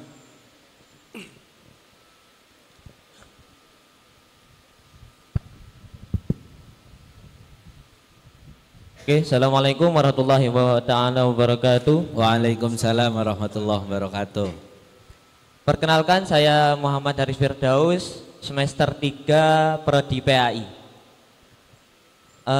Izin bertanya Pak, bahwasanya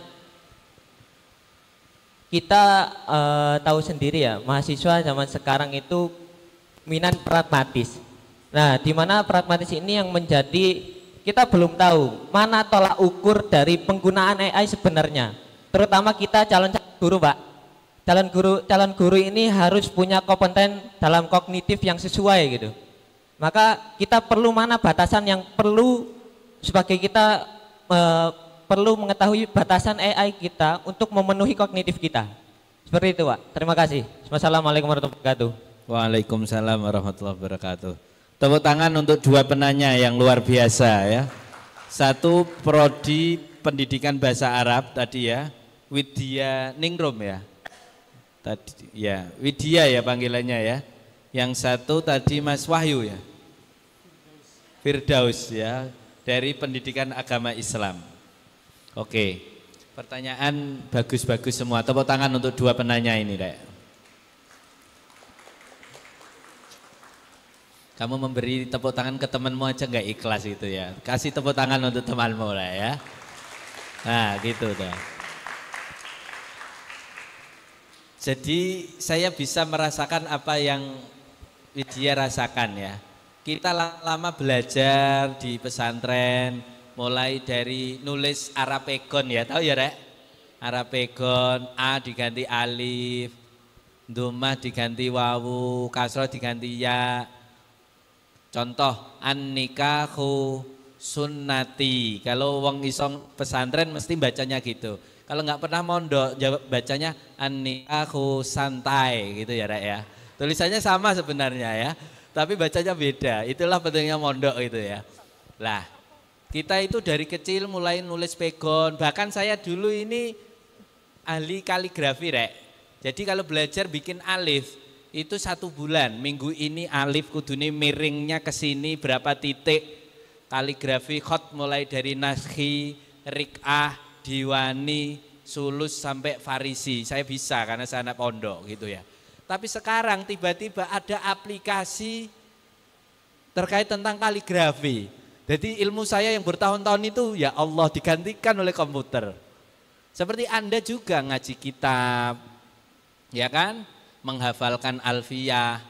Sekarang ya Allah sudah diganti sama AI semua. Sekarang ada aplikasi untuk menghafalkan Al-Quran via AI. Saya nggak tahu apakah kalian sudah tahu apa enggak. Saya kasih tahu ya. Kalau Anda pengen, tapi tetap harus pakai guru loh ya. Jangan hanya hafalkan Al-Quran lewat AI nanti nggak pakai guru. Judulnya namanya Tartil. Pak Hamid download ini. Ya, ini. Tartil bacanya, ya. Saya mau cek ya, Tartil, ada enggak di situ? Coba Mas dalam laptopmu coba dicari di situ. Salah satu AI untuk menghafalkan Al-Quran, Rek. Tartil, T-A-R-T-E-E-E-E-L.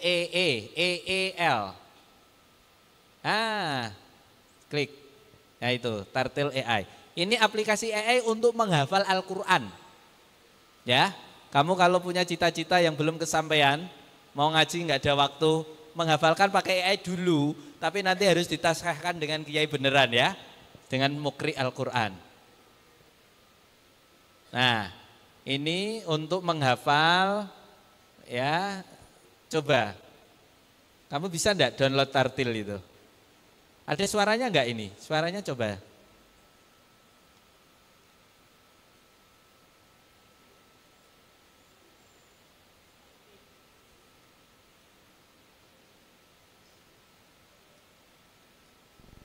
Nanti bisa download sendiri-sendiri ya, di HP-nya ya. Kayak Pak Hamid ini download ya. Jadi dia akan mengenalkan suara dulu, suaramu harus direkam dulu. Qul huwallahu ahad, Allahus somad, lam yalid walam yulad walam yakullahu kufuwan ahad.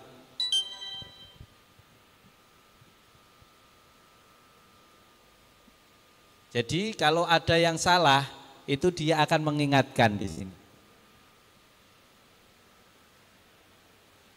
Sampai target hafalan kamu berapa ada semua. Nanti di-download sendiri ya Rek. Judulnya Tartil, aplikasi AI untuk menghafal Al-Quran.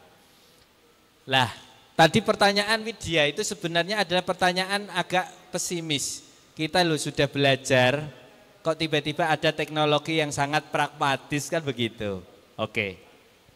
Kalau dalam bahasa Gus Baha, kita ini perlu juga Rek. Jadi kita ini jangan kagetan.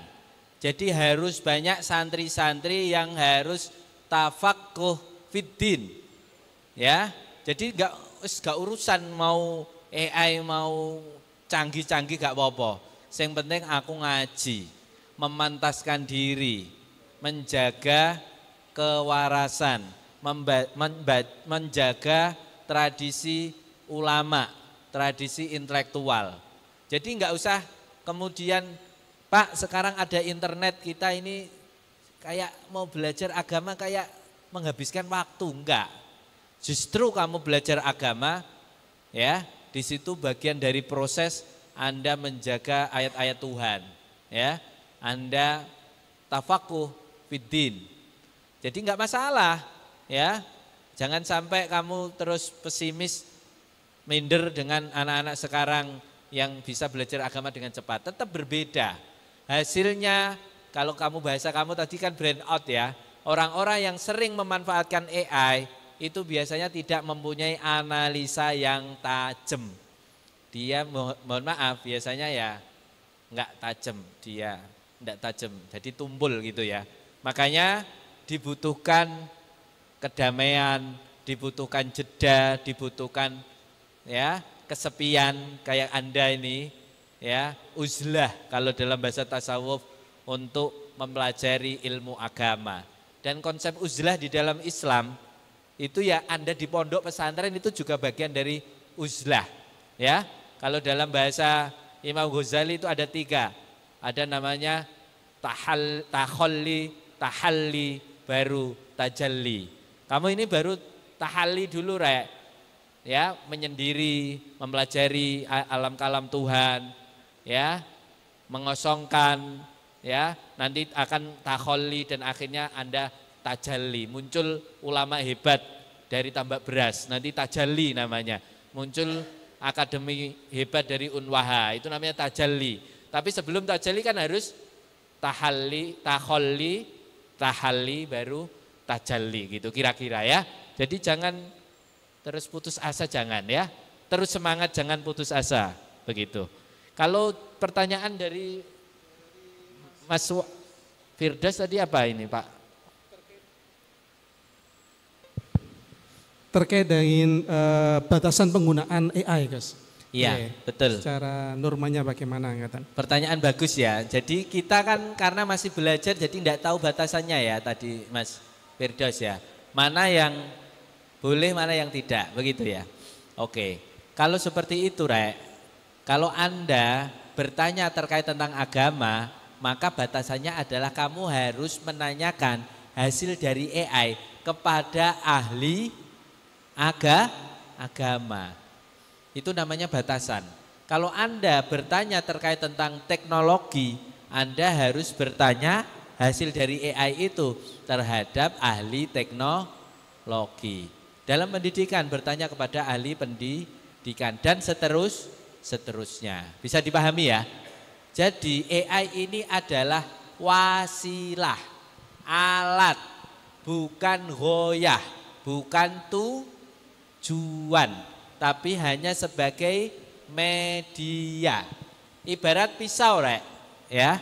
Pisau kira-kira bisa dipakai untuk hal positif atau enggak? Bisa. Contohnya apa? Untuk memotong ya sayur, buah. Bisa untuk negatif enggak pisau? Bisa. Untuk mohon maaf, membunuh orang bisa. Itu seperti dengan AI. AI bisa memanfaatkan, bisa menjadi manfaat untuk kita, tapi juga bisa membunuh kita. Seperti orang Amerika tadi yang curhat dengan AI, akhirnya dia minta bunuh diri dan dikasih tahu step by step, langkah-langkah untuk melakukan bunuh diri. Kan bahaya. AI juga bisa seperti itu. Makanya kalian kalau kesepian jangan curhat ke AI. Curhat ke orang tua, ustadz, ke murabi, ke teman. Gitu ya. Yang selama ini curhat ke AI harus bertobat mulai dari hari ini. Begitu. Terima kasih.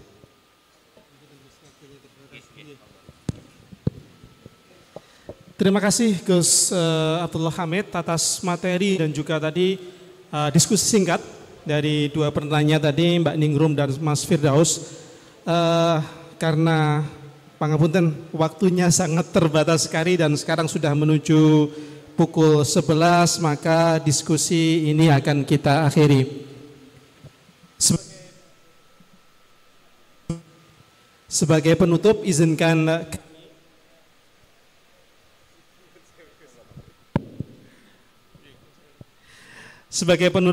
kami untuk merangkum beberapa poin yang sudah kita hasilkan dari diskusi kita hari ini. Yang pertama adalah bahwa AI sebagai alat bantu bisa meningkatkan efektivitas belajar, mulai dari pendidikan dan pekerjaan, dan bahkan saat ini ibadah pun salah satu wasilahnya bisa menggunakan pengembangan dari AI. Tetapi AI ini hanya sebatas kita mengambil inspirasi, referensi, dan terkait dengan redaksi, ini seharusnya memang menjadi domain kita sebagai penggunanya. Yang berikutnya, bahwa batasan dari penggunaan AI atau hukum kita menggunakan AI, itu apapun hasilnya yang terkait dengan apapun bidang kita, itu wajib kita validasikan kepada ahlinya. Terlebih terkait dengan yang ada kaitannya dengan agama atau ibadah, maka sekali lagi perlu divalidasi terhadap ahlinya. Ada nilai penting yang perlu kita tanamkan dalam penggunaan AI juga, bahwa nilai kejujuran dalam penggunaan AI ini juga perlu kita optimalkan, bahwa kita harus jujur dalam penggunaan AI. Dan sebagai penutup, bahwa sekali lagi AI ini bukanlah tujuan. AI ini bukanlah guru atau murabi, tetapi AI ini menjadi teknologi atau alat yang kita gunakan sebagai pembantu kita dalam meningkatkan pengetahuan kita dan dalam hal-hal yang lain yang dapat meringankan kegiatan kita sehari-hari. Kiranya itu kesimpulan akhir dari diskusi kita hari ini. Selaku moderator hari ini, kurang lebihnya dalam membagi acara, saya pribadi Rahmat Hidayat mohon maaf yang sebesar-besarnya dan terima kasih yang sebesar-besarnya kepada pemateri kita hari ini, Dr. Abdullah Hamid MPD, atas begitu banyak informasi, atas begitu banyak pengetahuan, dan semoga ini menjadi amal jariah ya, dan juga ilmu yang bermanfaat yang kita bisa gunakan dalam melanjutkan kehidupan yang penuh bermartabat dan meningkatkan kapabilitas dan nilai-nilai kepesantrenan menjadi lebih luhur lagi. Kami akhiri, ihdinas siratal mustaqim. Assalamualaikum warahmatullahi wabarakatuh.